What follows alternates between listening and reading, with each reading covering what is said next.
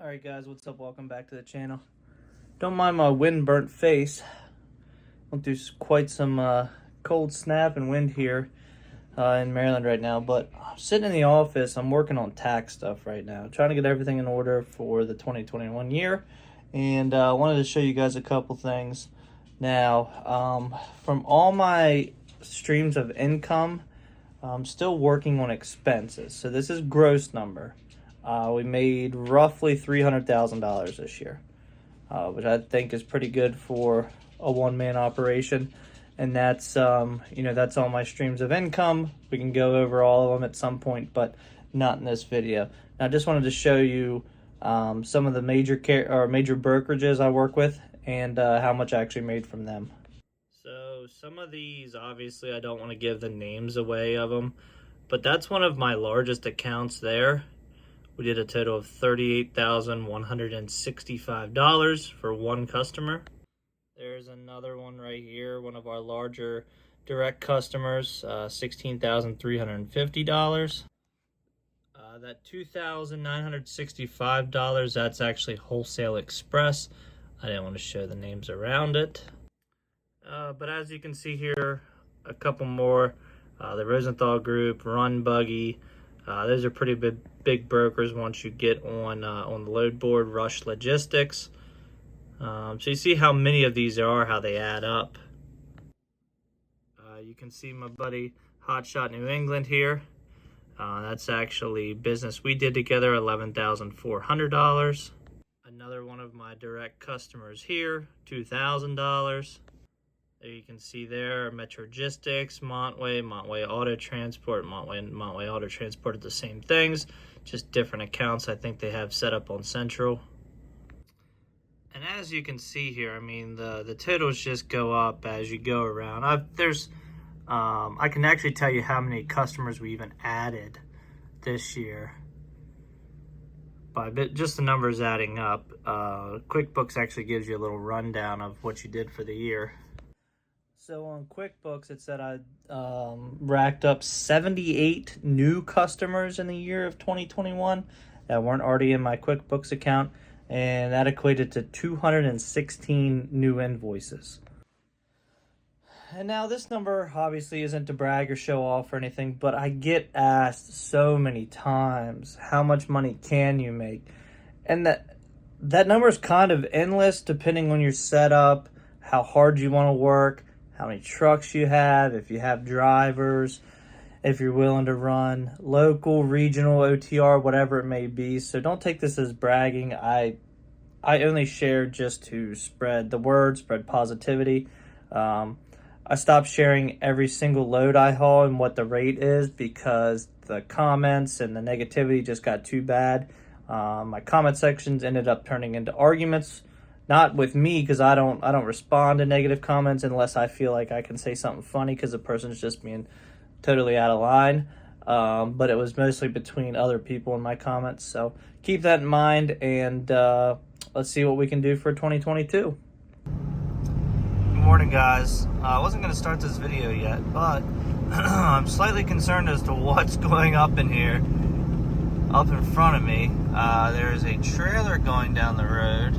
Looks like a dry van, and it's crab walking at about a 45-degree angle. We're gonna see if we can try to get a little better view on it here, but stay tuned. Can you see the angle of the trailer on the camera?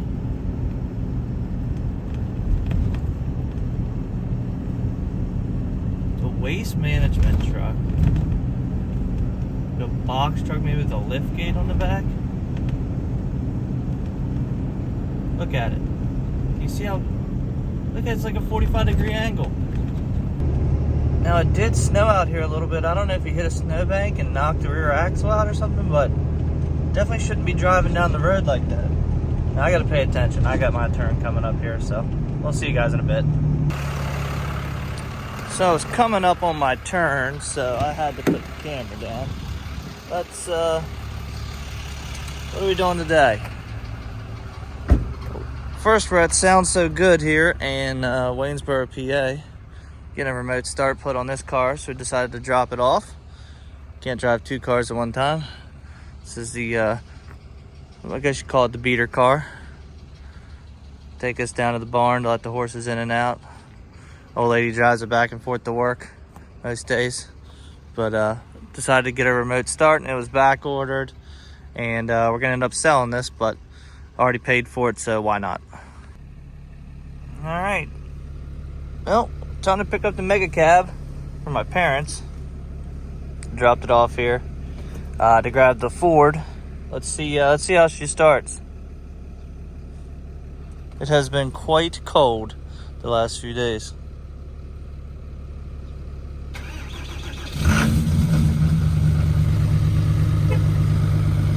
Just a little smoke. Like a champ. Can't drive 2 trucks at one time. We're gonna sit here and get our truck warmed up. And do a little pre-trip on the truck. Get our magnets. Got another spare one made over the weekend, so we got 2 magnets again. And get them warming up on the defroster like I always do before I stick them on. Like I said in the last video or 2, I'm gonna just probably letter the mega cab because I'm using it almost every day. Hell, I've been using it more than I've been using the single cab, but I'm not complaining at all. You know, for what I owe on the truck and the mileage on it, it's I owe 20,000 on it, I think, and it's got 130,000 miles on it, so it's gonna be paid off well in time before it's, you know, worn out. And I really like the truck. It's rust free and runs good, so I'm probably just gonna letter it up. But anyways, maybe we'll just go in and raid my parents' fridge while we wait, and get on the road here once the truck's warmed up. Alright, well, after a quick pit stop, see my dad at the fuel station. Sat down to eat breakfast while he was bullshitting around with some old guys. Headed to pick up one piece. I'd say it's a local delivery. It's about 100 miles from pick up to drop off. Truck bed, one piece, 3,000 pounds, if I remember correctly. And if I remember correctly, it's a one of those dump beds that are on like the stands. All you gotta do is throw 2 straps over them and you're good to go. That's what I'm hoping for. All right, one piece, 3,000 pounds. All this deck space to go. Let's get on the road. Well, quick 100-mile run. Got our daily rate here for that one bed. See, they got another truck outfitter that's got a ton of beds from other companies too. Let's try to find shipping and receiving, excuse me, and get this offloaded pretty quick. Well, just like that, we're delivered. That was easy. I like shipping offices like that. Walked in, the guy said 1 minute because he was finishing up a quote or something. Came right out himself, jumped on the forklift, and unloaded me in 10 minutes. Now we're off to pick up a van that could be in op, which is why we have the flatbed behind us, and we're getting it now. It's got to back straight up. I can make this turn to get out of this place. So, we'll see you guys when we get to pick up his van. I already got the key and everything for it, sitting in a parking lot, so see what we're getting ourselves into there. Conowingo Hydro Dam. My Maryland guys know where this is at. Got the lower side nice and dry. You can see all the rocks. But sorry for the shaking, but let's get skinny. Let's see how exposed the rocks are down there. How high the water is on this side. It's an old hydro dam.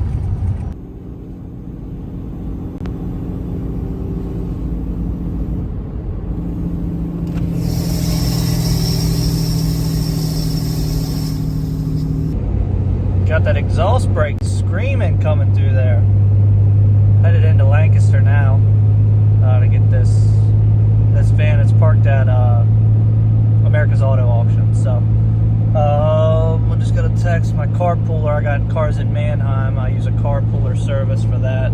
You just text text me back. So let me see what he's see if he's able to get these pulled out today for me. So there is a Chevy van somewhere over here. Got the jump box. See if we can at least get it started, and if it moves out of its spot, great. Because it's a little tight back here. I mean, I guess I could make this maybe. In 700 feet, turn left on Main Street. Then turn. GPS drives me crazy, but I bought this new phone, and the camera's so good that I use this a lot. But this corner is a little tight. I think this is our van here. So I don't know if I can swing it in here to winch this thing on. But let's set our jump box down. I don't have any numbers on our tag. So we'll kind of just see if the key goes in the ignition, I guess. What do you guys think? I don't see any other Chevys sitting over here. Oh.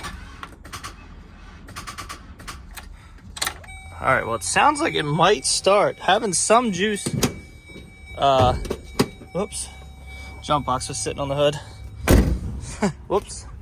I think they're made to last. Having some juice is a good thing. He told me it might not run. I don't know if that's just how it went through the sale or what. Battery over here. There's our hood prop over here. Let's see if we can't put a jump box on and get this thing started. Now, I don't mind in-op vehicles. I like the challenge when I know what I'm getting myself into. When a customer's honest with me and tells me, hey, this thing might not run. The only bad thing about this jump box is the power button has been a little funky lately. All right, let's see if she starts. Any idea? I hope so. Let's see what we got.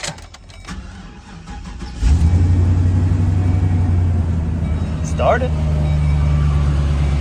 Don't hear any knocking or anything.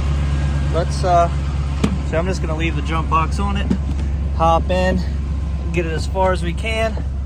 Hopefully, it might not have any brakes. Maybe that's why they said it was an op. Brake pedals to the floor. I'm gonna hop off here, use e-brake, and try not to run into anybody or anything. Well, I quickly figured it out. I think it only has I don't think it has first gear. I think it's got maybe second or third that it's in. Because I've got my foot to the floor right now and it's barely idle. Now, at least I came expecting this, and I'll have to move it very far. Yeah, it's but I have to loop around this parking lot because there's a couple other trucks. I don't know if you can see them.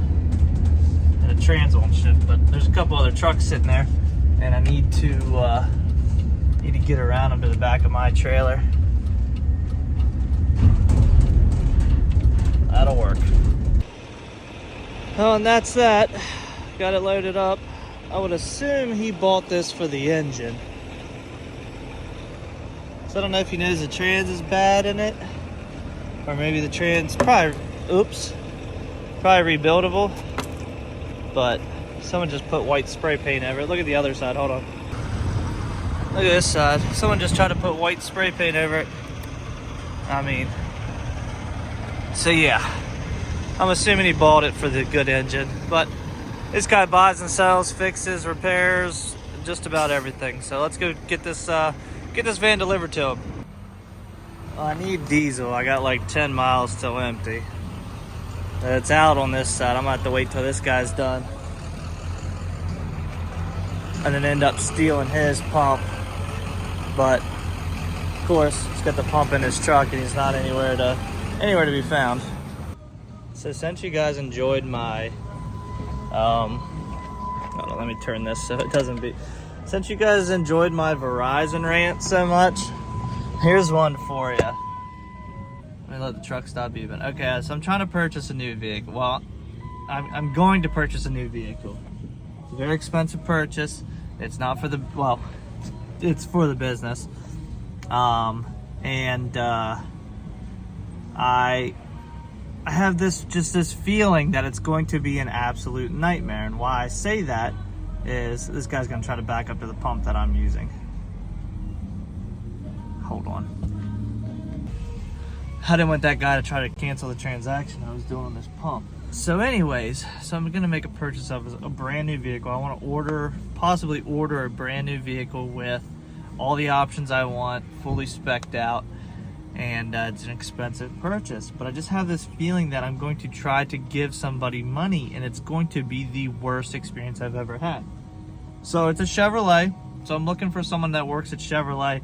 I don't want Tommy that's been at the dealership for 2 months and's never ordered a vehicle in his life. I want Jimmy that's been there for 15 years and custom orders vehicles every day, that knows the options, knows the vehicles, knows the lead times, things like that. And it's like, buying a new vehicle should be like the best experience, and especially one of this caliber, should be an exciting experience, but I'm completely dreading it just because I know what's going to happen. I worked at a dealership. I've dealt with dealerships so many times. I just know what's going to happen. Well, I pulled my truck up here on the driveway because it's about 40 degrees. That's kind of nice out compared to how cold it's been. I was going to put the airbags on this truck that I ordered, and then I realized I don't have any tools with me. I left my entire toolkit in the single cab. Try to carry as many tools as possible, my impact and everything with me. I forgot to switch them over to this truck, and I'm glad I went to look for, got the instructions out, looked at all the sizes for the sockets and everything I was gonna need. I was gonna pull everything out and pre-assemble whatever I could in the basement, and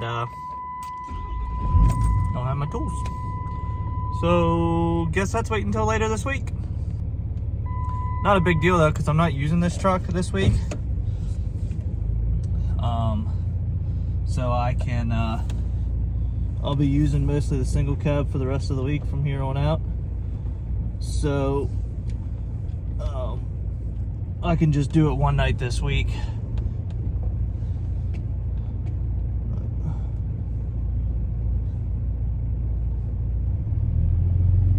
But yeah, that works. It is what it is.